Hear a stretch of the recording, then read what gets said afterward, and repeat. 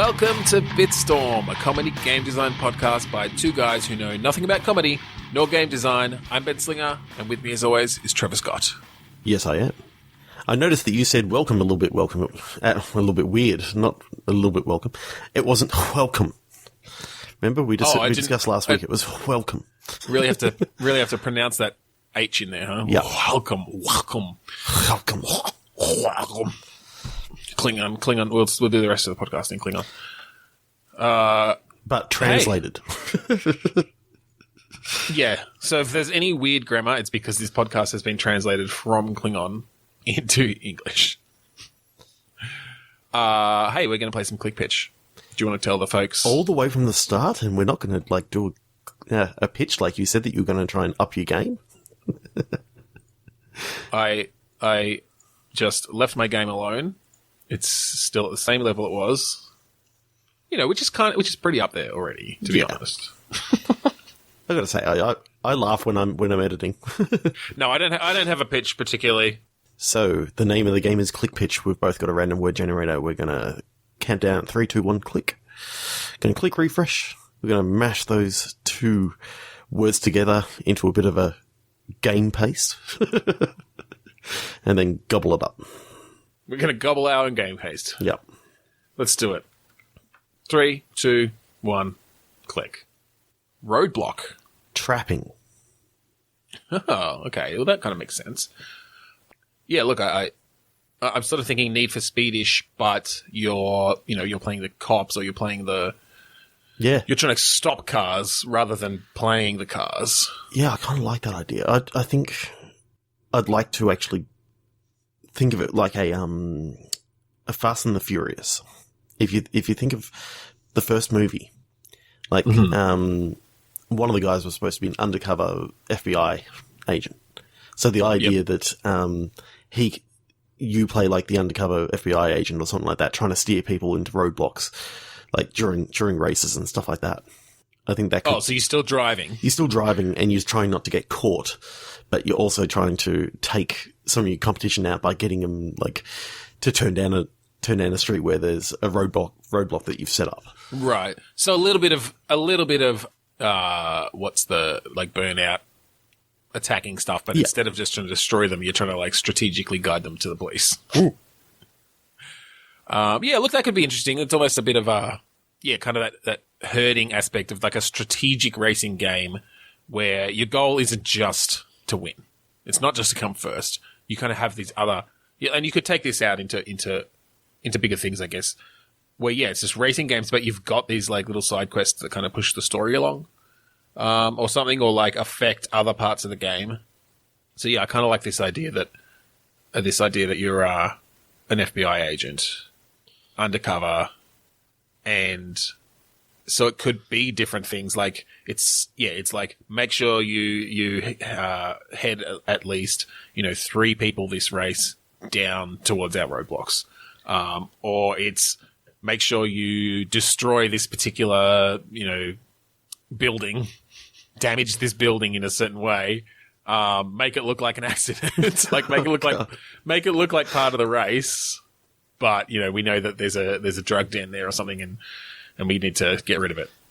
Crash through this crack house and take out these foundation points so that it crumbles down to the ground.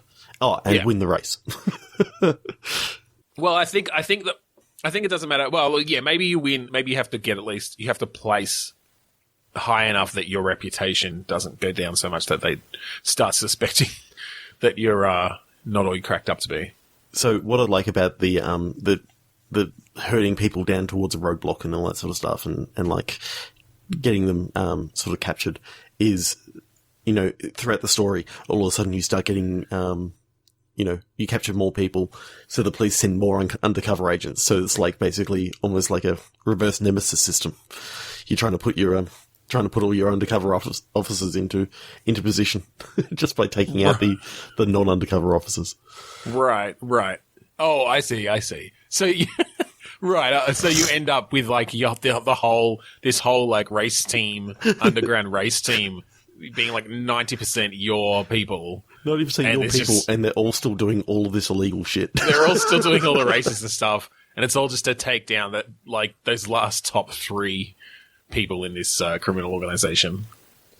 What I think would be a great end to it is if you found out that it was like the ATF or something like that or a rival agency were the other half of it, and it was all you were trying to sting each other. There are no criminals left. That's what happens when government agencies compete and don't share information. There's one criminal, and they got away. They got away in all the diversion when you all started shooting at each other. Or you fired him at the start. It was the one person who wasn't actually hired by the US government. Mm-hmm. Oh god, that's funny. 3, 2, 1, click. Yep. Margin. Seasoning. Margin is interesting. There are a few places you could go with that. I mean, what came into my head straight away was quite often what I use the margins for is to like doodle in. Yes. Yeah. And I just had this image of my doodle coming to life and sort of roaming around through this book. That could have something to do with, like, maybe it's a cookbook that it sort of is going on this adventure through. Yeah. I thought of that too. I thought of doodles in the margins. I feel like there's got to be something. Because, like, I like that idea, but I feel like it's been done. Or it's just that sort of classic thing of, oh, you're in, like, a world full of sketchy, doodle drawings, and I feel like we've got to mix that up a bit. Like, how can we... maybe it is that idea of this character that someone doodled in the margins of their cookbook. I like the idea of a cookbook. But it's more of a... That could just be the kicking off point of, and here are the adventures that this person has throughout the cookbook. Okay. Like maybe it's someone who's, actually fairly creative in a lot of different ways. And so on every page of this cookbook, they've sort of drawn this character in different situations. And that's just the start of the level, and it sort of fades into it. But then it becomes a bit more of a traditionally drawn either 2D or 3D game, but it's themed around the recipe. So what if this wasn't a traditional cookbook, but it was actually a potions spellbook from the Harry Potter universe? And specifically from the Harry Potter universe. Well, okay. I'm picturing like you got sort of Snape and whoever's teaching potions or whatever. Yep. And it's all going sort of nice. Something gets sprinkled on this doodle, and it comes to life. And then so now this potions book basically has a sentient being inside it.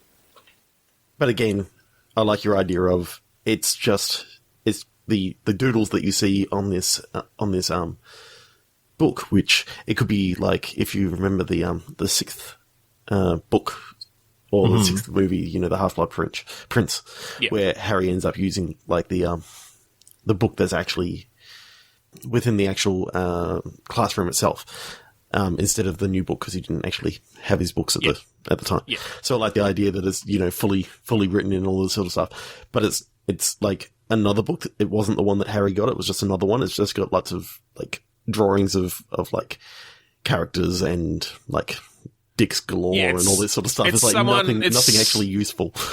It's someone who is a bit more like daydreaming and just drawing wizard dicks in there. They all come to life. Yeah, because the seasoning gets maybe it was Harry's dad's book, because he seemed like a bit of a fucking class clown. And so during potions class, while Snape's over there like creating new and amazing potions and figuring out better ways to create all the potions in this book, James Potter is just sitting there drawing dicks and characters like dick dragons. And so then, and then that's just the framing story for the actual adventures. Like the levels themselves are, got nothing to do with that. The love potion level.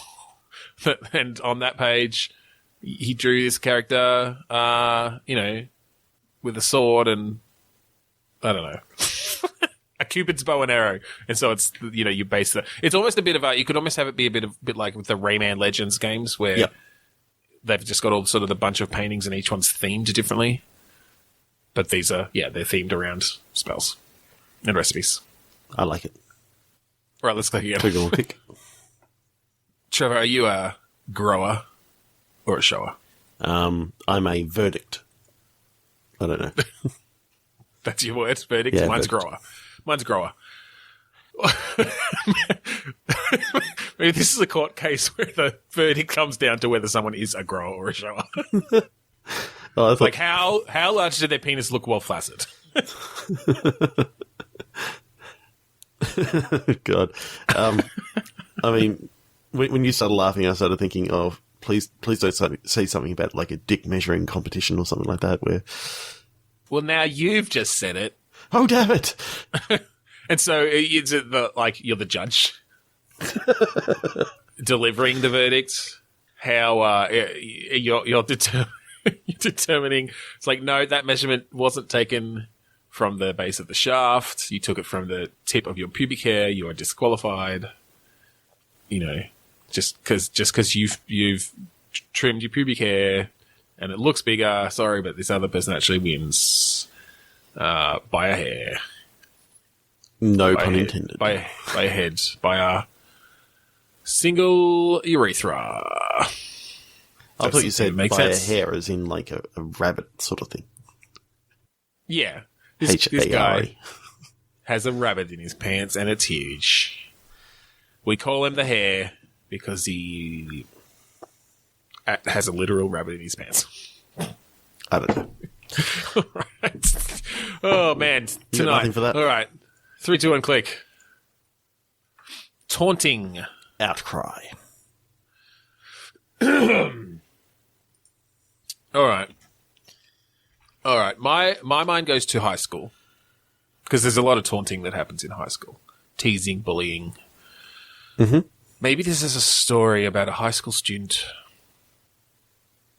who is being bullied, and they're running from their bullies, and they slide in a pool of toxic waste, and they wake up and they find that they have extreme voice powers, and they call themselves Outcry. That's their superhero name. Okay. And you get back at all your bullies. Or maybe you just like are dealing with your secret identity of being a superhero in high school, Spider-Man style. What would the powers be? What sort of voice powers could you get that would be an interesting metaphor for high school?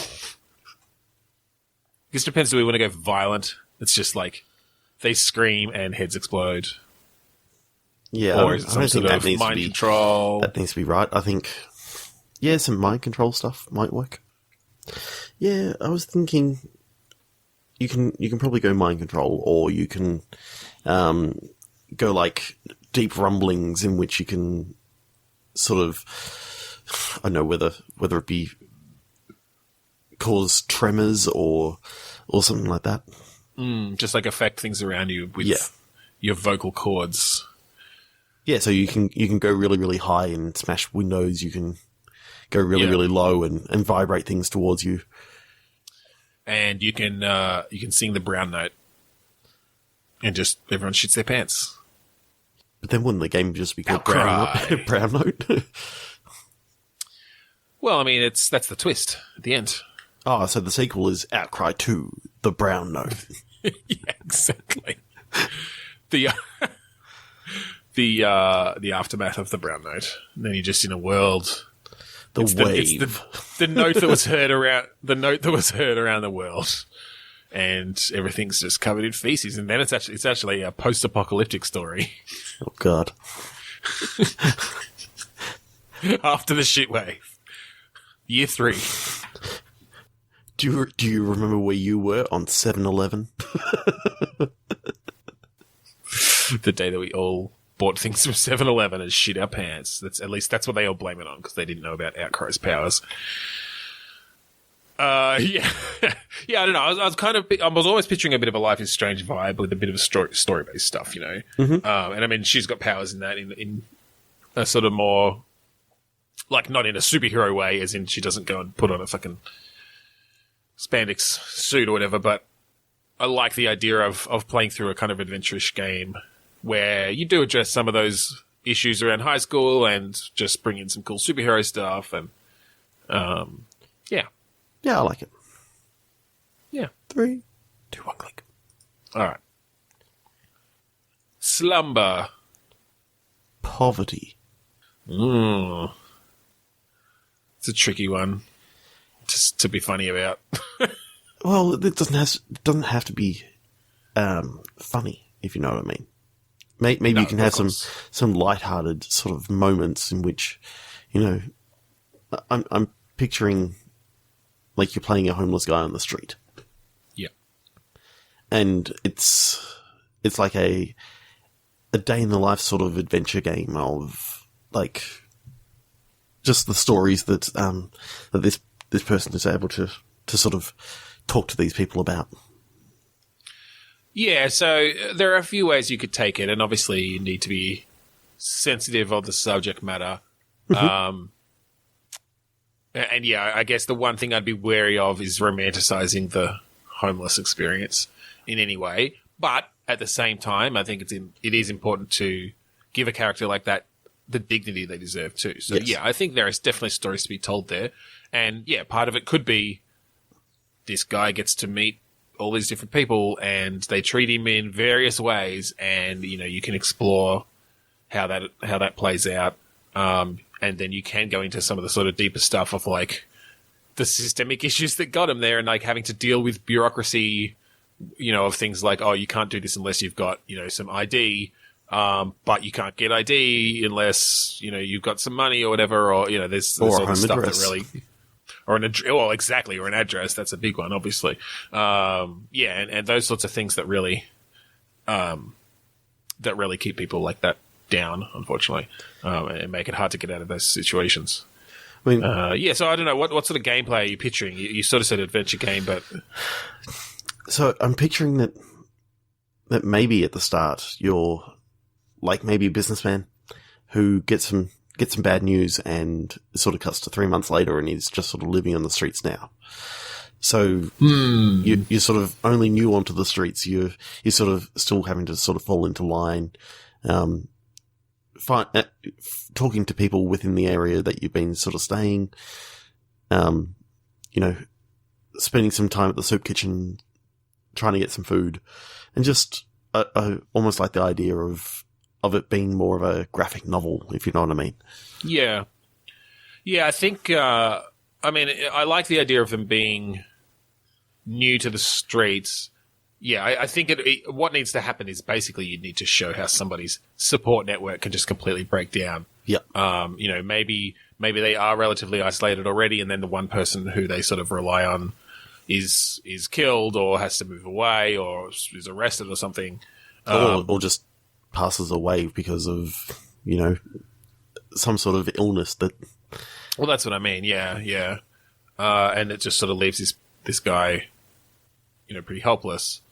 Yeah, it's interesting because, obviously, as I'm talking about, there's a lot of serious subject matter here, and I think that games can explore that really in a really interesting way and give you those perspectives. Yep.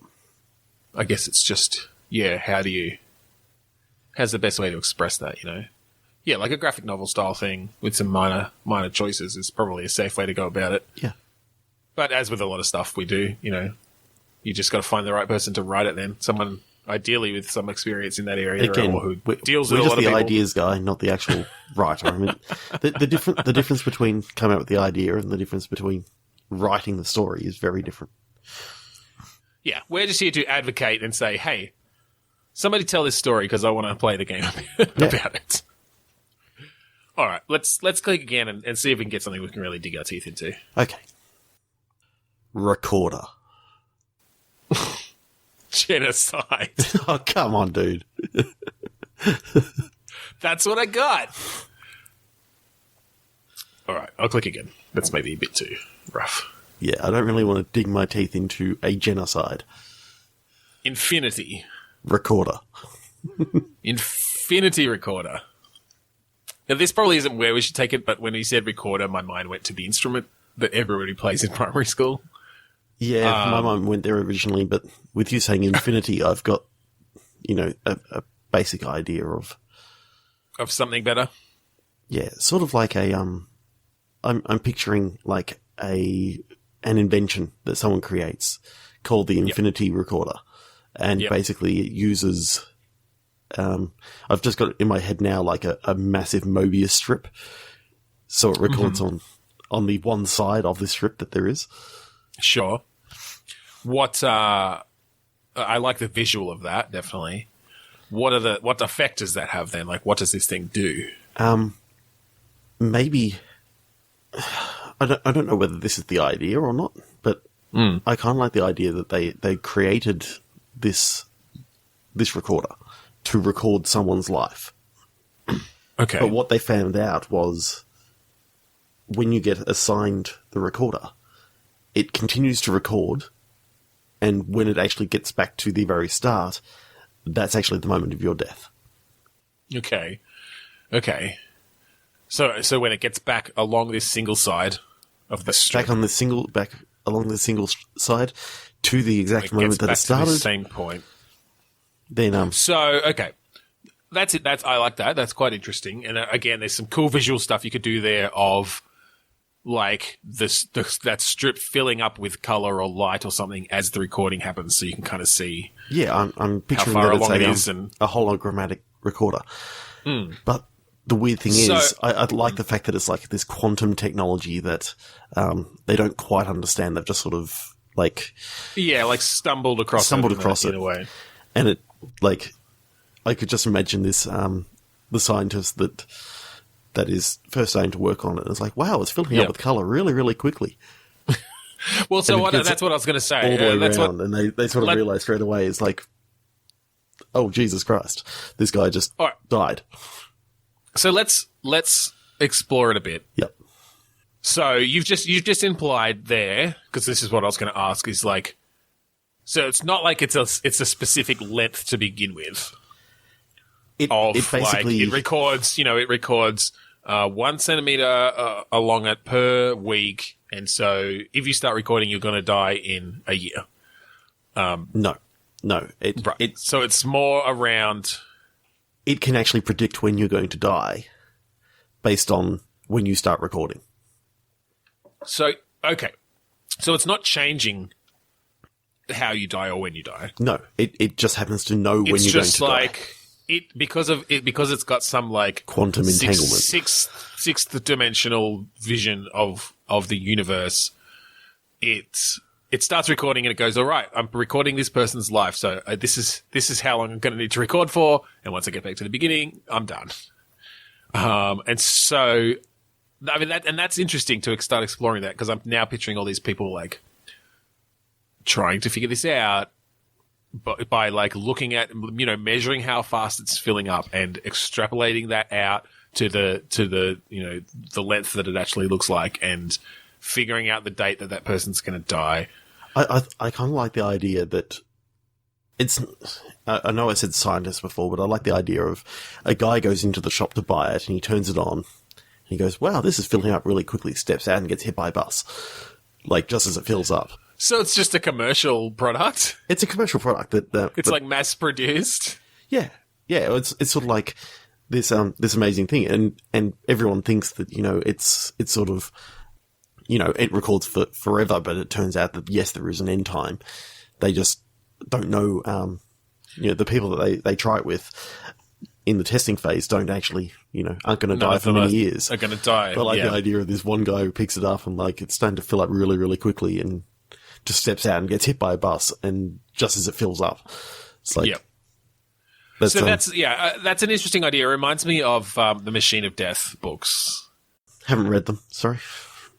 Which it's 2 books, and it's like, I guess it's an anthology from different authors, where the only thing they were told to write about is this idea that there is this machine of death, and it's just a commonplace thing. And if you give it some of your blood, it like takes some of your blood, and it will spit out a card which tells you how you're going to die. And it's usually just a single word thing. Yeah. You and I played the card game that they made. Oh, yes, I remember that. That was fun. We came up with some stupid, crazy ideas. Yeah. So, yeah, in that, it's the whole thing is like, it can give you ironic answers. It's always accurate, but it's not always, obvious what it's going to be. And so, yeah, this reminds me of that, they've kind of stumbled across this technology that can tell anyone when they're going to die. But it also records, like, moods, feelings. I like it being it's sort of like an intangible thing that it's recording.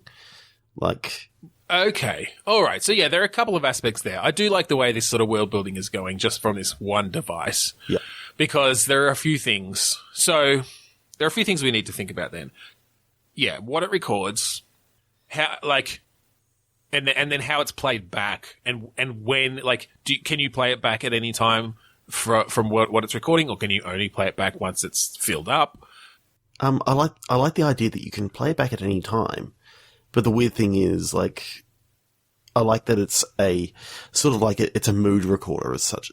So you can record the happy times. It's sort of like I'm picturing like the Inside Out sort of balls that sort of go down and they replay memories. But what you get is the feeling that you were feeling at this time. Yeah, so you're not actually replaying any visuals. No. Or sound effects or... You're literally just... Wait, so when you play it back, though, do you feel that thing again? Or is it represented in some way? So therefore you see a slightly diminished colour get recorded at that point when it's recording. So visually you kind of see the colour, but then if you actually play it back kind of through your own interface... Yeah, it's like it's a copy of a copy. Full emotion, yeah. But if that's interesting. If you play back the original copy, obviously you're getting the same feeling. So if you want to... you just witnessed the birth of your daughter, and then years later, you can go back and relive that same feeling. Yeah, and that's interesting because obviously for the person who experienced it, I could imagine it that they sort of do get visual aspects because that's pulled from their own memory, and the fact that this is prompting their brain to feel that same feeling just enhances that in huge ways and enhances those memories, but anybody else who's trying to use that then, they don't have those memories. So all they get is the emotions. And so I could imagine some real, like, interesting stories that could come from that, whether it's from the black market of that, where they're... Yeah. Where they're well, and that reminds me of, what's selling that movie fear, and they're selling, extreme sadness and... Thrill, and thrill seekers, like, the tapes... Of bungee jumpers and things are, in high demand because people want to be able to feel that thrill without actually putting themselves in danger. Now I'm picturing like a deep web sort of thing where people have recorded, the last feelings of someone who's been murdered. Oh yeah, snuff tapes. Yeah. Yeah, I like that. And so I like that idea then that you're right, like you can make copies of it, but they're degraded. Yes. And so the cheap stuff you get is like, it's a copy of a copy of a copy of a copy. And so you still get that tinge of it, but it's not the good stuff. It's not the good stuff. And so the most expensive stuff is obviously the originals that you can play back. And I think by design of the device, like they have to have come from someone who died. Like you cannot just take the original tape from someone that's halfway through being recorded. That person themselves can play it back. What I do like sort of hooked into them is that you could maybe play a investigator, whether it's police or from this company, and there's reports of this one guy who died, but his tape wasn't finished. Right. Okay. So yeah. Okay. That could be the main sort of storyline then. Yeah. Yeah, I like the idea that you're some sort of because I'm picturing this in a world where this device, this technology has been around for a while. So all sorts of industries and things have popped up around the fact that this is a ubiquitous thing. Like 95% of people have these. These sort of feelings are the new entertainment sort of thing. Yeah, they're the new entertainment. They're the new way to kind of appreciate your life in certain ways, to go back and remember those good times and re-experience those feelings, to really, I'm picturing that, it's discovered that, if you go back to the feelings that you had for particular memories, like I said, when they're your own memories, it kind of makes those memories stay vivid. Yeah. And so it's a way for people to really remember their good memories, or the memories they want to remember better, more vividly, and keep them fresh. But then, there's the second-hand market, basically, for people who have died, or for people who have made copies, which obviously, are less intense, but still have some of the effects. There's this whole market around there. And so, I'm always picturing you play almost like an insurance, like someone working in insurance or something who uses these tapes to determine if someone if someone's being fraudulent or something, or if they actually were murdered so that they get their life insurance, or if they committed suicide or something, or if someone killed them. I don't know. So you're sort of having to, there is an investigative sort of aspect to it. So one of the words that you said before really struck a chord with me, and it was vivid. Yeah. And it brought me back to something from quite a long time ago that we wrote a song about. Okay. Called Monochromatic. Yeah. Yes. I'm picturing that the aesthetic of this whole game is that it's all in black and white.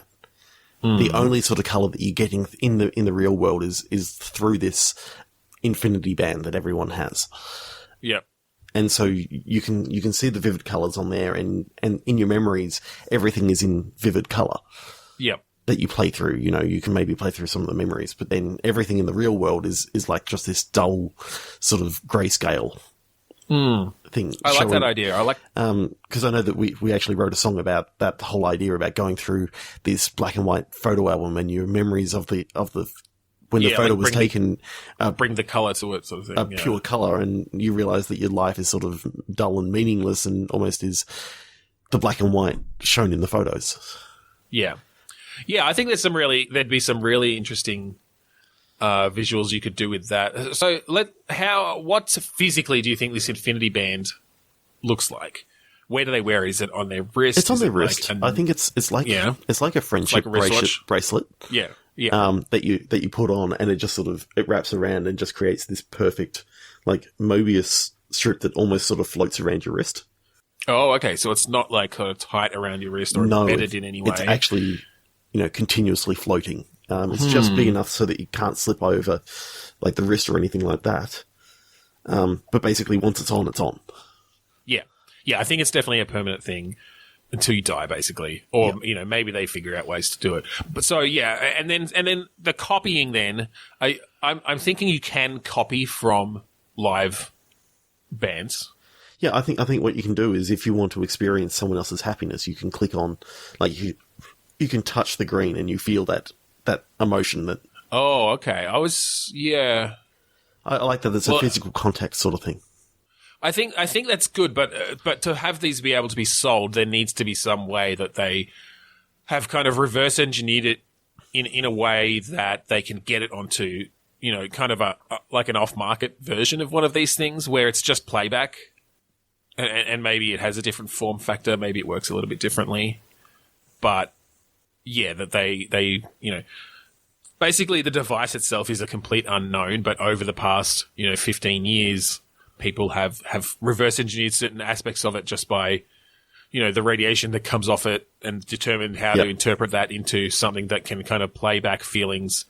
Maybe it's almost a bit of a side hack where you have to plug the recording into your own band, like into your own infinity band, and it kind of via radiation affects your infinity band in some way to kind of affect what's being written almost, which then affects your actual mood. Do you know what I mean? So I'm picturing this. I'm picturing like a back alley stall in. I'm saying Chinatown, but I'm thinking sort of just a market stall where there's basically you're in the middle of the city and you've got stalls running both sides of the street, and you see like this sort of tucked in this back alley. You see this like table and this ratty sort of tent sort of thing.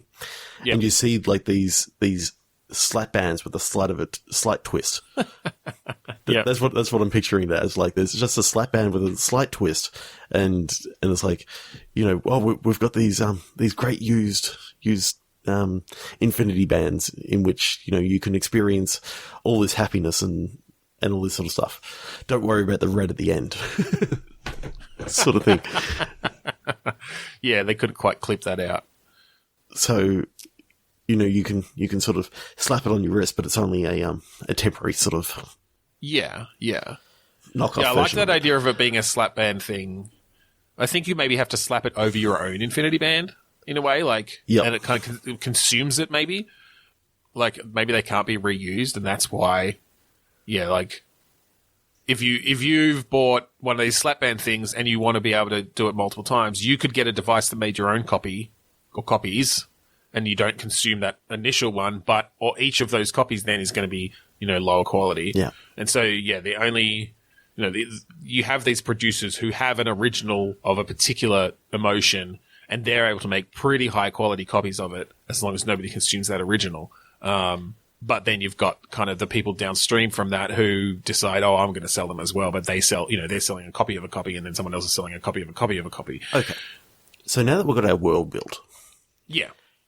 the protagonist has a friend who used to be their partner, and you get a phone call from them. You have a bit of a meeting. One of the things that you notice is, like, got heaps and heaps of time left on their band. Right. But then you find out the next day that this person, that your friend, has shown up murdered, and their bracelet is missing. Yeah. You know that the way that the quantum entanglement sort of works with this thing is he should have had a long life ahead of him. Yeah. Every sort of aspect should have been cared for. So why did this happen? I like the fact that the antagonist of this is basically stealing time from all these people and adding it to his own band somehow. Yeah, okay. There's a bit of that Justin Timberlake movie in there. Kind of. I haven't seen that, but the idea. That was very explicitly, you have a certain amount of time until you die, and it was used as a currency. But yeah, in this world that we're creating, that's not the case. It's just an indicator, and it's these emotions that are being sold. But yeah, someone's figured out how to. Well, game the system and actually. I don't know about that. Because I feel like then that's meaning that these bands have too much of an effect on and how they actually are going to die, as opposed to kind of just measuring it and recording things. Well, isn't that, another thing about storytelling that is good, that you can actually play with these sort of ideals? Yeah, but it depends how. I feel like it's breaking on internal consistency a bit. I do very much like the idea of investigating someone who dies too early, before they were supposed to. Yeah. But I think maybe it's more... Less of the antagonist is able to steal the time, but more the antagonist has worked out a way of actually... Of hacking them or something. Like, they've discovered something about them where they can make them not work as well, make it look like someone's got a ton of time, but they actually don't, and it's, to help at, like, their alibis, or it's to a false sense of security. A dangerous... Yeah, exactly. Yeah, it's that sort of thing. So, yeah, because there could be some interesting subtleties there around, like, you can't just shift it all of a sudden. Like, you kind of it has to almost be a bit of a long con where every week you're taking a little bit off of theirs. So like, you're slowing it down a bit, basically. Mm-hmm. Because then there's some interesting things, like that person who's doing this still doesn't necessarily know exactly when they're going to die, unless they've managed to really do some tight measurements on them before they'd started messing with it. But they know that they're scheduled, that they're going to die sooner than that person thinks they are. Yep. And it just so happens that they're the cause of their death. So therefore, right. Yeah. It's by their hand sort of thing. Yeah. Well, that's an interesting thing too. Yeah, I really like this idea. We've talked about it for a long time without really actually talking about a game, or a story, just the world building, which is fine. But there's a lot of cool stuff you could do there, because yeah, like, if you want to murder someone and you look at their wrist and see that they've got, quite a long time left. Although what's interesting is it depends on when they put it on, right? Exactly. Because it's basically a time left since the beginning of the recording. So exactly. some people really, are so into it that they put them on their kids as babies. And so their recording moves pretty slowly because, hopefully, because they're going to have a long life. But someone who doesn't put theirs on until they're 50, even if they're also going to live till, 100 like that kid, theirs is going to fill up twice as fast. Exactly. And that's what I really like about it, the fact that, you could actually have, that sort of guy who goes, oh, I've been putting this off for years, and he puts it on and he gets hit by a bus. Yeah. and, the question can start coming that, do you really want to know? And yeah, absolutely. Like, there's whole factions then who are just like completely against it and railing against it because you shouldn't know and it's playing God. And yeah. So what sort of aspect would you like it from? Obviously, you're the investigator, but what sort of? Well, look, interestingly, a first person could be interesting. Mm-hmm. Just because you're kind of a bit closer down then, and you're able to easily look at your own wrist, look at other people's wrists, and get a sense for how this world would be.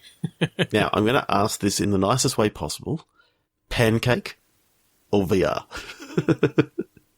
Pancake? Is that the term for like flat games? For flat 2D games, yep. 3D from look, I don't think VR is necessary. I definitely like, it could be quite interesting. Again, because I think it really comes down to having that perspective on being able to see all the time these things on people's wrists. And like you said, if we go for the like desaturated or completely black and white, except for either when you see one of these things on someone's wrist or when you're experiencing some of the memories, some of the feelings from one of them, then it's going to make it really obvious when somebody doesn't have one of these or like how much their wrist is glowing. The more that person's wrist is visible and colorful, the closer they are, the closer they are to death, right? Oh yeah, that too. Because it's filled up more. I do like the idea that once it's on though, you can't take it off. Yeah, no. I think until someone dies, you can't take it off. Yeah. Again, there are ways to kind of record it and ways to sort of get some knowledge out of it. It could be actually good to actually, sort of go through. I remember one of the Star Trek episodes sort of talked about this, about a sort of society that embraced death to a point of like when they knew that their time had come, all the family would get together and it was sort of like a big ceremony sort of thing about them going into death. I like the idea of this sort of place, has sort of transitioned into this, that, okay, that this person's dying. Well, let's celebrate with them, knowing that. Yeah, let's spend time with them now, knowing that it's coming soon. And again, you don't know the exact point. I feel like you can pay a bunch of money to get your recording rate analyzed, where they literally, they have to put a device over it for a week to measure how far along it is, and how fast it's filling up based on, and even then it's still not completely accurate because depending on when you put it on. Yeah. Well, and I guess that's why they have to do it over a period of time, right? Yeah. They can then predict, all right, when is it going to fill up, down to the day or the hour. But of course, that's a week of time if you don't know the day and hour that you first had it put on. Yeah, if you do know that, then it's maybe a bit more, you can do it a bit faster. You can kind of see how far along it is now and just get that ratio. But, you could put some wrinkles in there too. This might be taking it too far and we've talked about it for a long time, but I was going to say maybe certain emotions record slower or faster or are like denser, which would really mess with it because it wouldn't just be a linear filling up.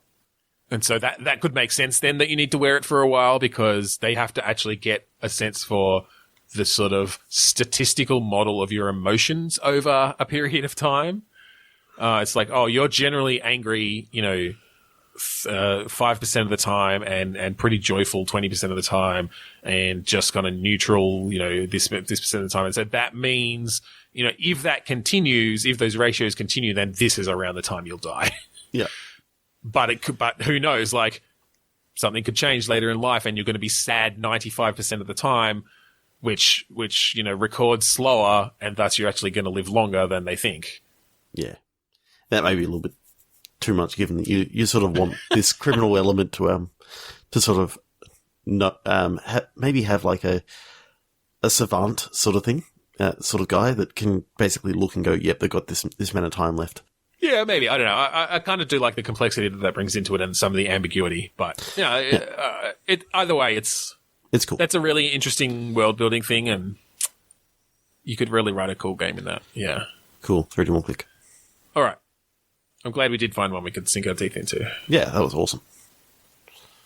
Shifting. Boiling. What was yours? Shifting.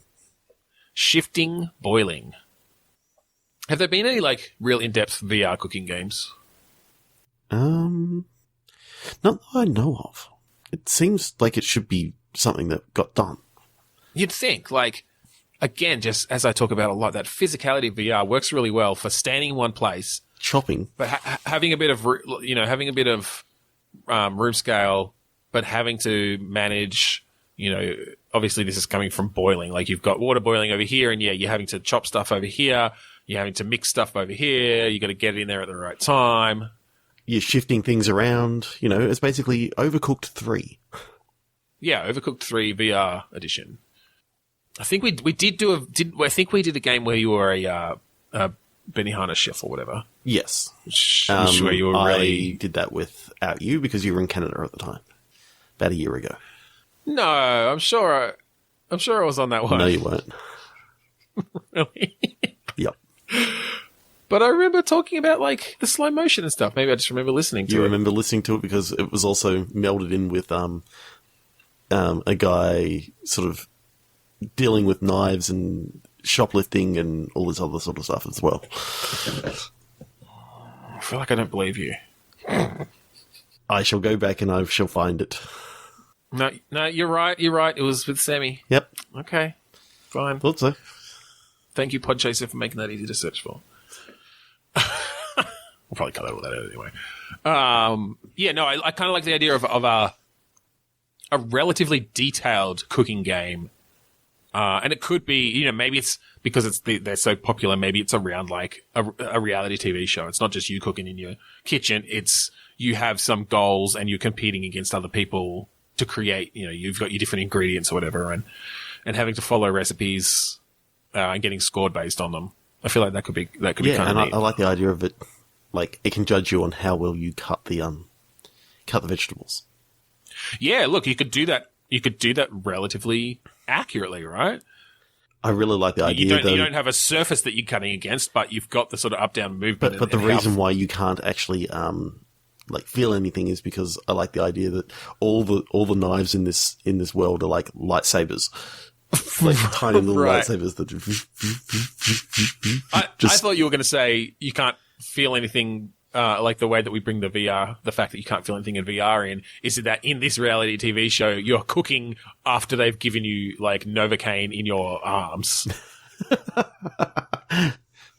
And so that's actually the challenge. It's like, yeah. Yeah, I mean, you could do it that way, and then you could actually, be... One of my favourite things is sliding, a blade underneath some food and then being able to stick it into the pot and that sort of stuff. You can't really do that with a lightsaber. Yeah, that's true. Yeah, maybe they're just like really super expensive, super sharp knives.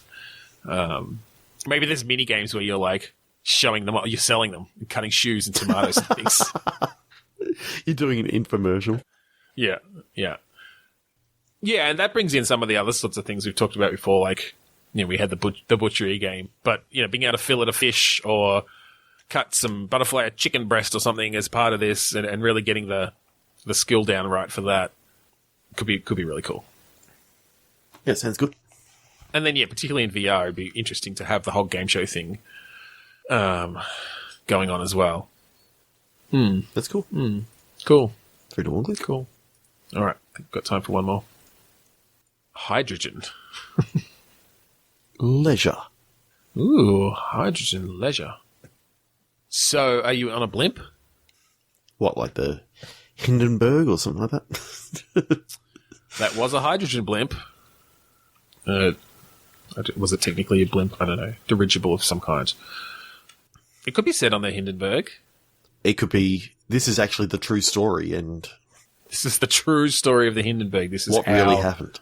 Yeah. So it was actually... Okay. It's an alien attack. And Okay. you're on this blimp, and you notice that all like the what's it called? Like the ushers and that sort of stuff, they're all acting a little bit weird. And it's like Invasion of the Body Snatchers sort of thing. So you and a few other passengers sort of try to like take over the blimp and not allow these aliens to make it down to Earth. Or you could play one of the body snatchers. Or you can play what?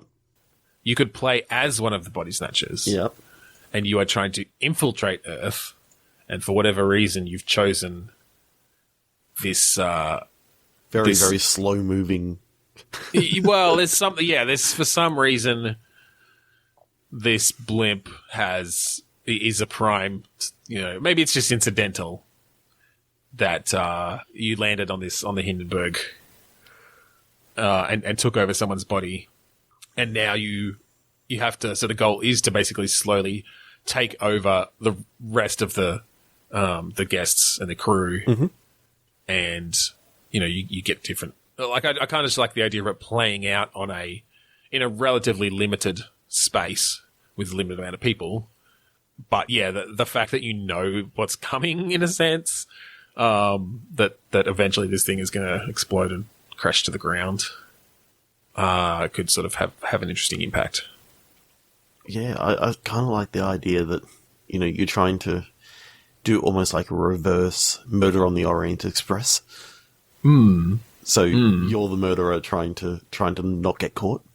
Yeah, yeah. As it were. And yeah, look, and you could have some interesting gameplay around convincing people. It's sort of, I guess, picturing almost a bit of a Hitman kind of thing, or I don't know. Do you do it or maybe like a resource management, almost a bit like like a Pikmin, where you're kind of, as you take people over, you've got some control over them to kind of distract people, or bring more people to you to put your seed into them, or whatever you do to snatch their bodies. Yeah, that could be kind of interesting. So, what's the win condition in the game? The wind condition? The win. I don't know. Maybe taking over literally everyone on the ship before it catches fire. Everyone's killed. I don't know. Maybe you manage to get off. Or maybe you just don't care. Maybe you personally don't care about these people who you're body snatching. They just become your tools. And the disaster then is your escape. Like, that's how you manage to get off without sort of being seen or raising suspicion. Okay, there you go. Of the 97 people on board, 36 passengers and 61 crewmen, there were 35 fatalities. Right, okay, so not everyone died. Yeah. I kind of like that, having maybe not quite 97 people, although 97 people could be interesting, depending on who you've taken over. But the whole thing actually happened when they were trying to dock in the United States. Yeah. Yeah. Well, maybe that's it. Like, maybe part of it is as you reach the end of this trip as well.